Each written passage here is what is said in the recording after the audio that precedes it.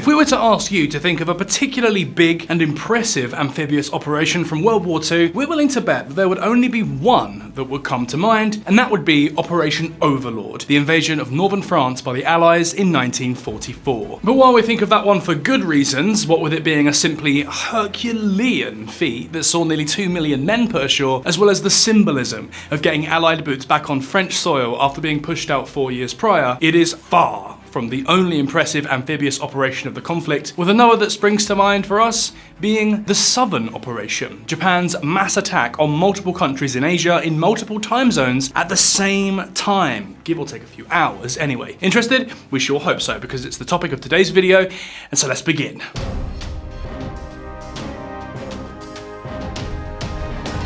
Let's kick things off by looking at the Southern Operation's most famous aspect, and that would be the Imperial Japanese Navy's attack on the US naval base at Pearl Harbor, Hawaii, which commenced at 7:55 AM on the 7th of December, local time. The attack itself was meticulously planned and aimed to cripple the US Pacific Fleet, rendering both it specifically, and by extension the US more broadly, incapable of intervening against Japan's then commencing invasions in Southeast Asia and the Pacific. Planned and led by Vice Admiral Chuichi Nagumo, the IJN really went all out for the attack, making sure that the best of everything they had was made available, which included a whopping 8 capital ships in the form of the battleships Hiei and Kirishima, as well as the aircraft carriers Akagi, Kaga, Soryu, Hiryu, Shokaku, and Zuikaku. Those 6 carriers carried 414 aircraft between them, 353 of which were put into the sky for the attack in 2 separate waves. The first wave of 183 targeted the most important stuff, with Nakajima B-5N bombers armed with both torpedoes and bombs taking aim at the capital ships, Aichi D-3A dive bombers unloading ordnance into Pearl Harbor's airfields, and Mitsubishi A-6M fighters coming in at the back to handle anything that did somehow manage to get into the sky despite the bombing. The second wave of 170, utilising the same aircraft types, got into the sky 40 minutes later and took aim at miscellaneous aviation facilities and any warship that was still afloat after the first wave. Simply put, the Americans weren't ready for this sudden onslaught. They'd been caught totally with their pants down, and it showed in their losses. All 8 of their battleships were present at Pearl Harbor that day they were hit, with 4 of them, namely USS Arizona, Oklahoma, West Virginia, and California, all sinking. And beyond just them, 3 cruisers, 3 destroyers, an anti-aircraft training ship, and a mine layer were also damaged or sunk. The losses to their aircraft were equally catastrophic, with 188 of them in total being lost, the vast bulk of them while still being on the ground, either desperately attempting to take off as bombs rained down around them, or still choked, awaiting takeoff preparations. Then there's the human losses, as the US suffered 2,403 killed and 1,178 wounded during the attack. 1,177 of those fatalities had also occurred just on the USS Arizona, which suffered a catastrophic magazine explosion that left only 335 survivors. Compare this to Japan, which lost 5 midget submarines and suffered 103 aircraft damaged and destroyed in the attack, in addition to human losses of 129 killed and 1 captured, and it's easy to see who the victor of that day was. And we say victor of the day very specifically too, as actually long-term attacking Pearl Harbor when and how it did was a catastrophic strategic blunder for Japan, as they'd completely failed to cripple the US Pacific Fleet, less crippling it and more giving it a nasty bruise. For example, while 4 battleships were indeed sunk and another 4 damaged, the shallow depth of Pearl Harbor, coupled with the relatively unscathed condition of the base's dry docks and repair shops, meant that all but 2 of them, specifically USS Oklahoma and Arizona, were soon enough fully repaired and returned back to service. Worse still for Japan,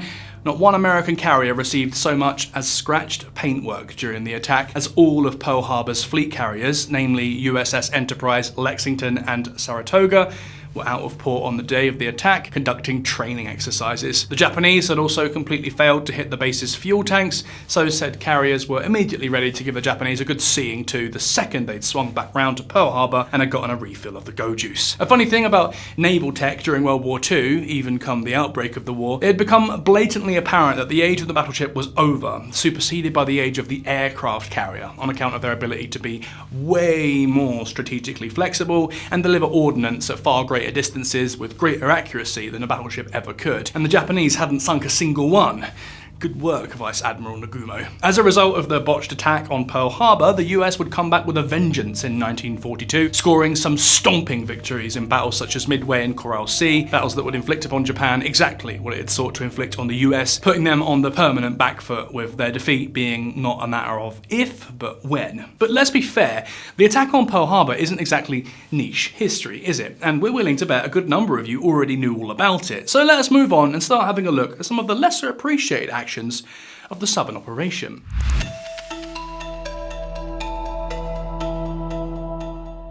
On the 8th of December at 12:30 p.m. local time, Japanese forces also initiated an invasion of the Philippines. Their rationale for doing so was more strategic than economic, as while the Philippines did have plenty of resources that would be a great boon to the Japanese Empire, with notable examples being sizable deposits of iron and copper, as well as rich land for growing agricultural products such as sugar, rice and coconuts, the oil of which was, and still is, a surprisingly versatile industrial product. What they really wanted though, what they wanted first and foremost, was to prevent the Americans specifically, and the Allied powers more broadly, from being able to use the Philippines as a foothold to counterattack, what with the country being an American colony and all that. The invasion began with a series of aerial assaults targeting major military installations, including Clark Air Base in Pampanga and Nichols Field near Manila. The Americans only ever had a token aerial contingent stationed in the Philippines anyway, so this attack quickly crippled the US Far East Air Force, giving the Japanese air superiority and allowing them to conduct aerial operations with near total impunity. This proved most handy on the 22nd of December, when Japanese ground forces started putting ashore, with their primary landing being at Lingayen Gulf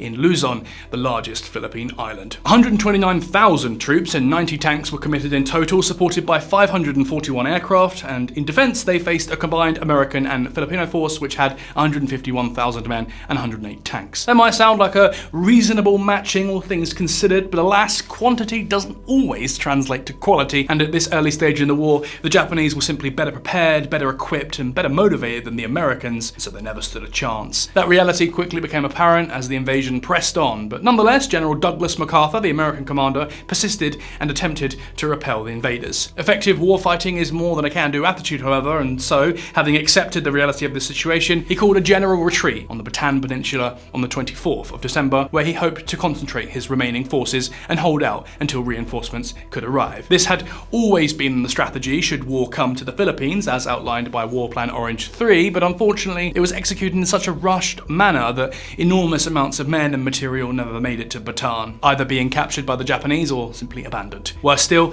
thanks to the attack on Pearl Harbor, the US Pacific Fleet, which was meant to rush down to save the day, wasn't going to be making that trip anytime soon. He was aware of that, however, the news having been relayed to him before the initial Japanese aerial attacks did too much damage to his comms infrastructure, and so he took the 80,000 troops he still had left and prepared to make his last stand. They faced constant bombardment by both aircraft and conventional artillery, as well as repeated attempts by the Japanese to gain a foothold on the peninsula. All the while, their stocks on food, medicine, and ammunition dwindled ever down towards depletion. Eventually, much to his chagrin, MacArthur was ordered by President Roosevelt to slip out via a PT boat when he was able and make for Australia, famously vowing, "I shall return," as he left. This left the ever more exhausted and bedraggled defenders in the hands of General Jonathan Wainwright, who was made commander of the Philippines in MacArthur's stead. Despite the near total collapse of his forces, thanks to depleted resources, total exhaustion, and the ever more rampant spread of disease, he wanted to fight till the bitter end, but General Edward King, sub-commander of the forces on Bataan, disagreed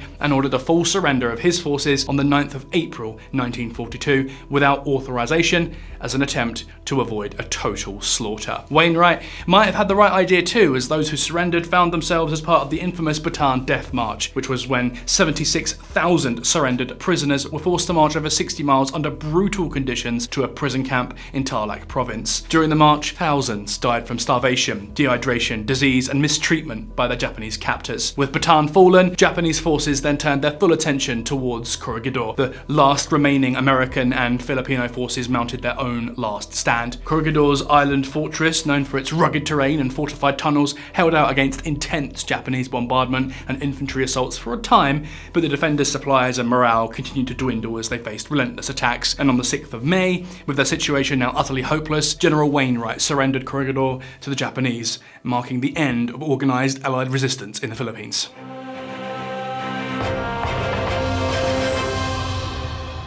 The Japanese invasion of British Malaya began on the 8th of December at 12:30 AM local time, marking the beginning of a swift and devastating campaign that would culminate with the fall of British Singapore. It's worth noting too, as it's an important detail for understanding the historiography if nothing else, that with British Malaya and British Singapore being separate colonies, their evasions are referred to as different campaigns, specifically Malayan Campaign and the Battle of Singapore. But for the sake of brevity and simplicity, however, we shall be referring to both as one single campaign today. And whereas in the Philippines the Japanese took their time making sure to bomb the place to buggery before putting troops ashore, in Malaya they wasted none at all, shelling and bombing shore installations as well as important things just behind them before starting landings at 12:45 AM with 70,000 troops of the Japanese 25th Army under the command of General Tomoyuki Yamashita, forming the initial spearhead, although this number would eventually swell to over 125,000 later on when all troops had been committed. The Imperial British defenders, which numbered no more than 130,000 and included men drawn from Britain as well as India, Australia and Malaya itself, were caught totally off guard by the rapid and coordinated Japanese assault, being hampered by inadequate training, poor coordination, inferior equipment, and the lack of experience in jungle warfare. Rather famously, the Japanese had the smart idea of using bicycle-equipped troops to make surprisingly quick progress across the dirt tracks of the Malayan jungle, backing them up with over 200 light tanks that were small enough to not get caught up in the expansive foliage that dominated the landscape, with notable examples being the 7.4-ton Type 95 Hago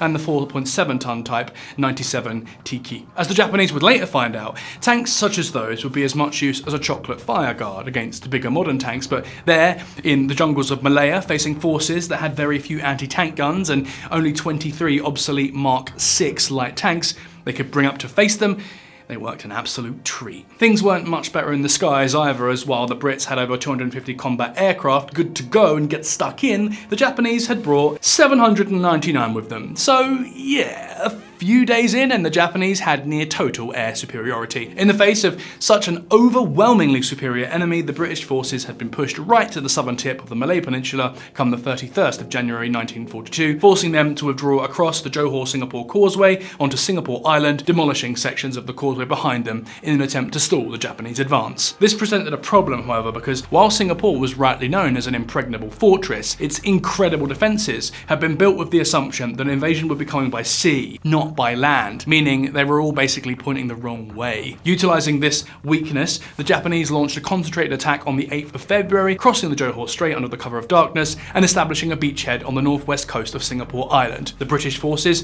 now numbering give or take 85,000 after their initial losses, were unable to mount an effective defence, and the Japanese pushed ever deeper into Singapore, eventually managing to capture key strategic positions and cut off the city's water supplies within a week. Recognising the fact that the situation had become completely untenable, and knowing full well that help wasn't coming, Lieutenant General Arthur Percival, the British commander, surrendered unconditionally to General Yamashita on the 15th of February, with his 80,000 surviving men all being taken as prisoners of war.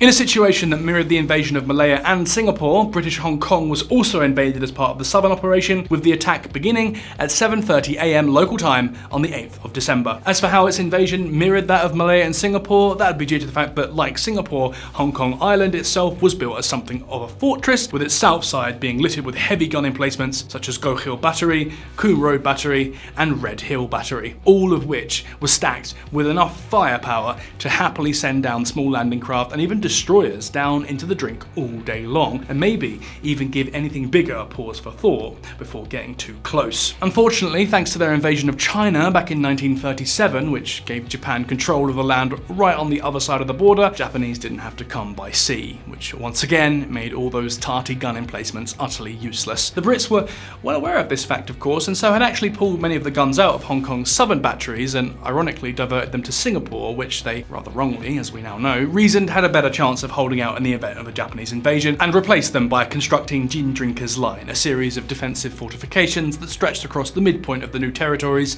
the rural bit of Hong Kong above the city proper. The Maginot Line it was not, however, with it consisting of the occasional big beefy bunker, with a notable example being Shing Mum Redoubt, between which stretched earthworks, tank traps, and the odd spattering of properly dug trenches and landmines. Hong Kong simply had not been deemed a high enough priority before the war to be properly fortified, and so the colonial government had to make do with whatever scraps of resources they could beg for when building its defences. Despite this, however, when 52,000 Japanese troops under the command of Lieutenant General Takashi Sakai poured across the border, Major General C.M. Maltby, the British commander, didn't believe the situation to be a hopeless one. Despite only having 14,000 troops of his own, and this was because, as per the most recent defence schematic, he planned to execute a fighting retreat down to the Kowloon Peninsula, killing as many Japanese as he could on the way, before he would then dig in on Hong Kong Island, use Victoria Harbour as a natural defensive line to prevent the Japanese from leveraging their superior numbers, and wait for the full might of the Royal Navy to come steaming up the coast to deliver him fresh reinforcements that he would use to see the Japanese pushed out of Hong Kong. Unfortunately for Maltby, however, whereas MacArthur had been forewarned about the plan ruining Japanese actions across the continent, Maltby hadn't been, and so he had no idea at all that help wasn't coming and he was on his own. As a result, the battle for Hong Kong was a swift and brutal one, with the Japanese having broken through Gin Drinker's line on the 10th that forced Maltby's retreat to Hong Kong Island the following day, and then established beachheads by the 18th. From there, a steady inland advance took place, with intense street-by-street combat in the city and hill-by-hill fighting above it, slowly pushing Maltby's forces further back until he was forced to surrender in order to avoid a total massacre on the 25th, with the day going down in Hong Kong history as Black Christmas. For Japan, it was a victory that had been pursued for purely strategic reasons. Hong Kong's nominal value came from being a trade and commercial hub, both activities that didn't exactly occur when the whole region was consumed by the flames of war. But while the territory might not have been an economic boon at the time, it did risk serving as a launching pad for an attack right up into the heart of Japan's captured Chinese territory, and for that reason alone, taking it was made a top priority.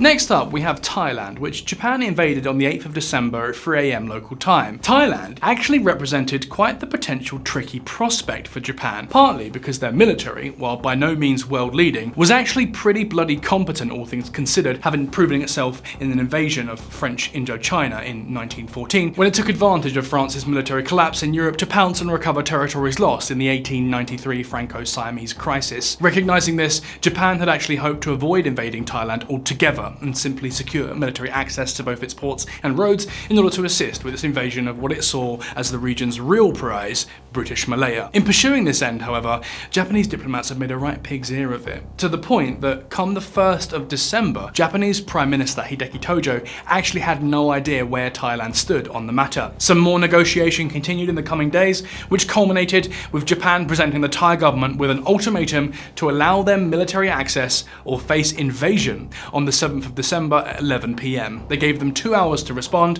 and when no response came, they reasoned that Thailand had cast its die and the invasion was greenlit. And when 100,000 Japanese troops under the command of Lieutenant General Sujiro Leader crossed the border 2 hours after that ultimatum timed out, eager to subdue Thailand ASAP so that they could swing round and assist the invasion of British Malaya, something quite bizarre happened. The Thais didn't really resist. There was the odd skirmish here and there where local garrison commanders took the initiative and attempted to put up a fight, but it soon became quite clear that there was no central command or planning in any of the resistance faced. Not exactly what one would expect of a knowing and intentional rejection of a military ultimatum. From there, 2 different explanations of events are commonly cited, depending upon which book you're reading. In one version of events, and our personal favourite, it has to be added, given the fact that the ultimatum was issued at 11 PM, Prime Minister Plaek Pibun Songkram, and anyone else authorised to give response for that matter, was already in bed and lost to the land of Nod, which meant that no response was given, and the Thai government woke up to find Japanese troops in their country with absolutely no idea why, until a very stressed out ambassador turned up to finally hand them the long invalidated ultimatum. In the other version, the 2-hour window of response simply wasn't long enough, which led to the Thai government flapping itself into a tizzy as it scrambled to think what the hell it should do about it. Said flapping being so extreme, in fact, that come the Japanese invasion, they had no plan at all, which led to nothing at all being done beyond that limited local level resistance we mentioned earlier. Whichever is true, it matters not for the outcome, which was the same either way. The Thai government not only giving in to the Japanese demands for military access, but actually fully throwing their lot in with them and joining the Axis powers. Although it should be noted that becoming an Axis power was a pragmatic move to simply be reduced to a Japanese vassal rather than fully occupied, what with Japanese troops already being in their country and all, they simply reasoned it was Thailand's best move for survival. So begrudging was it in fact that Pridi Panomyong, the regent for the absent king Ananda Mahit, Hirohito refused to sign the declaration of war against the Allies, and the Thai ambassador to Washington, Seni Pramod, refused to deliver the declaration against the US. Oh, and if you're wondering how long the actual invasion lasted, that'd be barely 5 hours.